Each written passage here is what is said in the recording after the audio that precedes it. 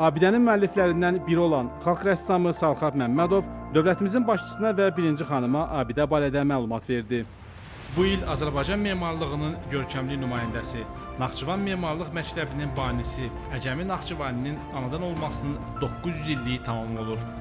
Dövlətimizin başçısı ötən il Əcəmi Naxçıvaninin 900 illiyinin qeyd edilməsi, həmçinin onun abidəsinin ucaldılması barədə sərəncam imzalayıb.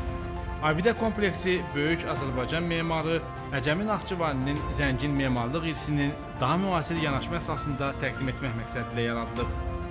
Müəllifləri xalq rəssamları Salxab Məmmədov, Əli İbadullayev və Naxçıvan Muxtar Respublikası Memarlar Birliyinin sədri Heydər Əhmədov olan heykəlin hündürlüyü 270, postamentin hündürlüyü 90, ümumilikdə isə abidənin hündürlüyü 385 cm-dir. Heykəl bürüncdən, postament qranitdən hazırlanıb. Kompleksin ərazisində abadlıq işləri aparılıb, yaşıllıqlar salınıb. Orta əsrlər Azərbaycan memarlığının inkişafında mühüm rol oynayan memar Əcəmi Naxçıvaninin xatirəsinin əbədiləşdirilməsi ilk növbədə Azərbaycan dövlətinin tarixi şəxsiyyətlərimizin parlaq irsinə göstərdiyi diqqətin təzahürüdür.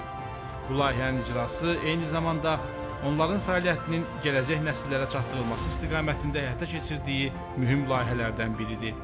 Ulu öndər Heydər Əliyevin təşəbbüsü ilə Əcəmi Naxçıvaninin 850 illik yubileyi 1976-cı ildə Azərbaycanda təntənəli şəkildə qeyd olunub.